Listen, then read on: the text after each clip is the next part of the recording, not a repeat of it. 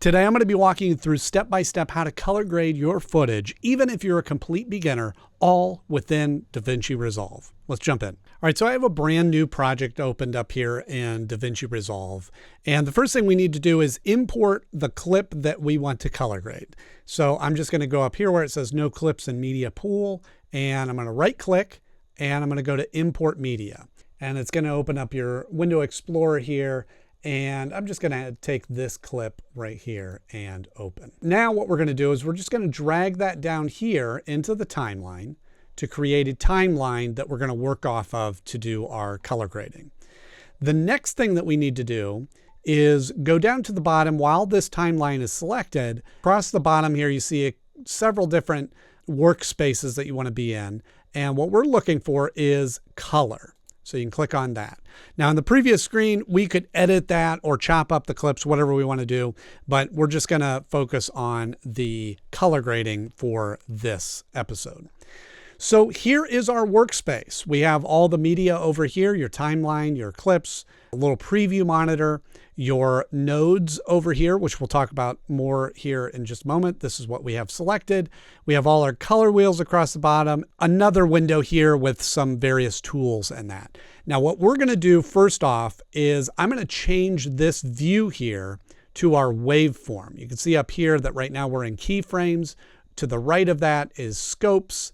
And then there's the info button. We want to go to scope. And we'll talk more about this as we get into the color grading, but this is a good way of being able to see more information about your footage than just trusting your eye as you're looking at the preview monitor. So now we're going to get into the actual work of color grading. There's kind of two parts to color grading. People often we'll talk about these in tandem with each other, but they are very different. There's color correction and there's color grading.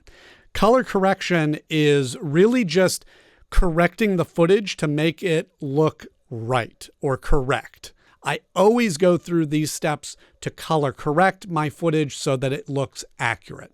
Color grading is the optional part. Color grading is that artistic look, your preference if you want it to be oversaturated or high exposure or, a grittier look or, a green tint to it or anything like that further layers in your artistic expression, mostly in like narrative sort of projects, you'll then color grade. But I always start with color correcting. All right, next, let's talk about the nodes up here. So this is sort of a unique process to how DaVinci works. Everything that they do, rather than a lot of software works in layers and you kind of layer things on top, this is nodes, and each box here is going to be a nodes, and we're going to talk about how to add nodes to that. But nodes are basically just a set of commands that you give to the footage as you correct that. So what I like to do, and different editors are going to organize this differently, but what I like to do is I sort of set up 5 different nodes for the 5 steps of color correction that I do. So once again, we're going to add some nodes here. So we're just going to right click, go to add node and corrector. We're going to add it onto the line here and then just repeat that to create 5 more, or a total of 5, I should say. Just going to move this over, give us a little more space. All right, now that we have these 5 nodes, I'm going to name these and use each one for the different steps that I use for color grading. And those steps are exposure, white balance, contrast, saturation, and then finally the creative look or the actual grading part of that. So we're just going to go through here and we're going to start with the first one and we're going to rename this, add a node label, and we'll call this exposure. And then we'll go through and name the rest of these as well. All right, now that we've got those all labeled and organized, we're going to dive in and start making some adjustments. So once again, we're going to go back to our first one and click on that. And now any adjustments that I make will change that node specifically. And then you go to the next one, you make changes there, and so on and so forth. And then you can always take that node out or remove it or make adjustments, and it keeps everything sort of organized that way. So we're going to click on this one, and then we're going to go down here and look at our color wheels. You have these color wheels labeled lift, gamma, gain, and offset. lift as shadows or your darkest areas, gamma as your midtones or your mid-range elements, gain as your highlights or the brightest parts of your shot, and then the offset as the overall element, the overall brightness of the footage, okay? So when we're talking about the exposure, we're going to adjust the offset. So you can see down here, you can grab this wheel here down at the bottom, and we can lower that way down or raise it way up. And you can see what that does to the footage. It is changing overall brightness of everything. Now you can see that up here in the menu, but you can also see that on these scopes here.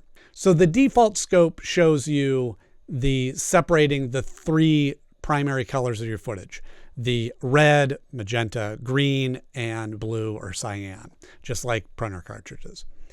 And so what I like to do is I like to look at this as a waveform, which sort of overlays everything together. And you can look at it this way. So 0 is the darkest part of your frame, and it goes all the way up to the 1023, which is the maximum brightness or pure white. 0, pure black, 1023, pure white. And then it sort of reads the information from the left side of your screen to the right side of your screen. So this is showing you where everything sort of falls in terms of the different colors in the darkest. So over here on the left side of the screen is darker. The middle is where I'm at. So I'm right here, and you can see what that looks like there. And then the other side is where we have it all over the place, which there's a lamp there. So what we're doing here is we're just sliding this back and forth, and we want to make sure that we're resting right sort of in the middle. We don't want to go all the way down here because you see now that bottomed out the blacks, but we want that all within the frame. So you can see here, we have some peaking here right on my face, which I think is this highlight here. So we can adjust this sort of exposure here and just try to find that overall happy medium. Okay, now we can go in here and go, all right, well, I want to get rid of that shine, that white. So we're going to go to our gain, which again is the highlight, and I'm just going to bring this one down a little bit. So this isn't going to affect as much of the low end, but it is going to bring that highlight down. So we can bring that in as well.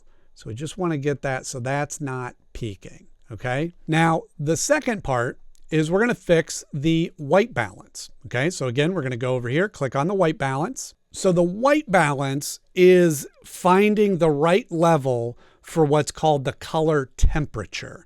So you might hear people talk about footage as it's too cool or too warm. White balance is finding just the right spot in the middle. Warm means that it's too red or orange. Cool means it's too blue or green. And so that really affects your skin tone. When you find the right white balance, it really gets it to look its truest color, okay? And to do that, what we're gonna do is we're just gonna find this eyedropper tool here above your wheels. If you hover over that, you see it says white balance, and you click on that. And now we're gonna go into our footage here, and what we wanna do is we wanna click on what we know in real life is a white element of that frame.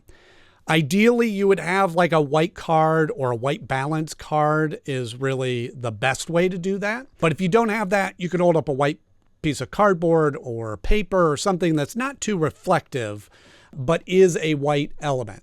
But in my case, I don't have any of that, but I do happen to know that this door back here is painted white. So we're going to use that as our marker. Even though to my eye, this door looks gray, that's just because it's not lit properly. So we can click on this and it'll still give us the white tone. So I'm going to click on that. And you see when I do that, everything sort of changes in there, right?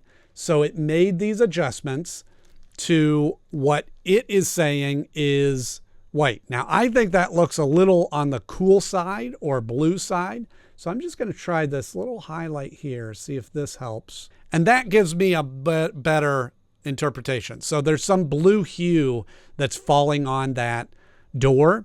Sometimes if you don't have that white card to balance that from, it may throw off the readings a little bit. But we're just going to use this as a starting point, okay?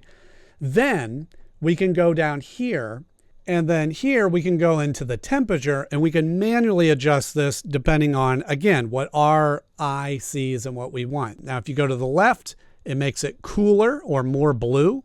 And if you go to the right, it makes it more red or more orange.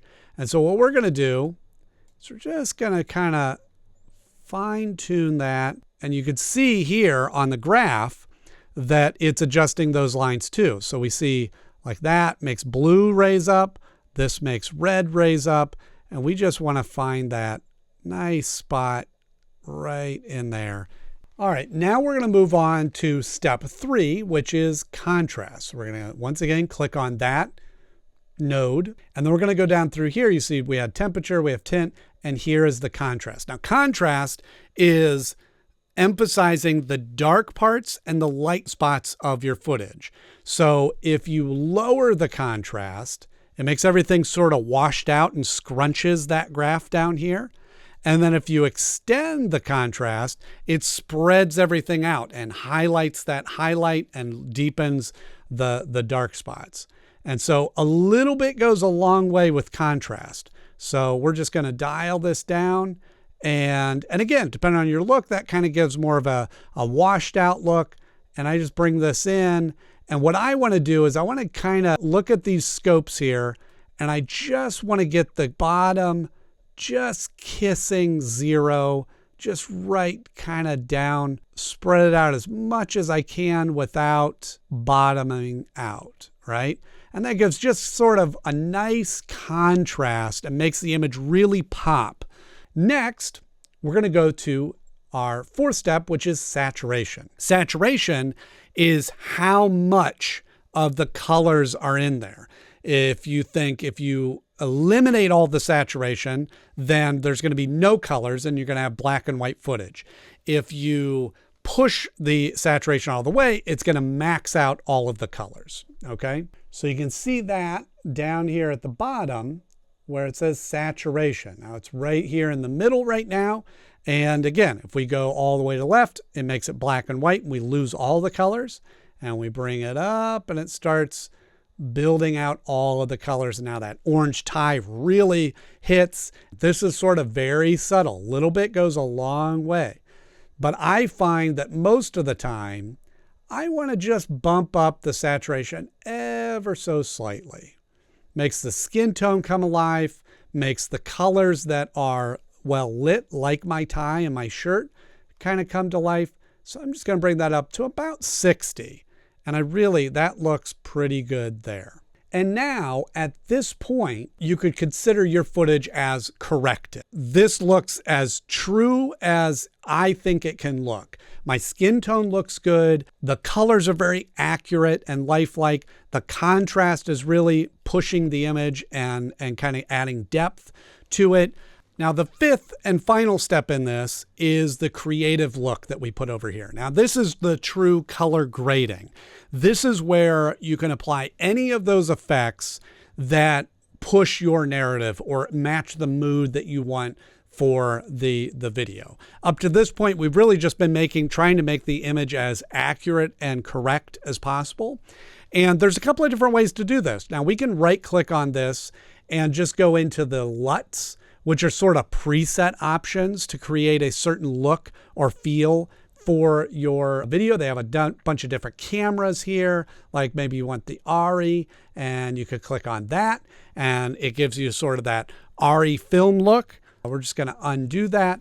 Or you can go in here and go to, let's say, LUTs, and we go down here to film looks, and you can find sort of a specific film look. Let's say this Kodak one here. Now, 9 times out of 10, I find that when you apply a LUT like that, it is very high intensity.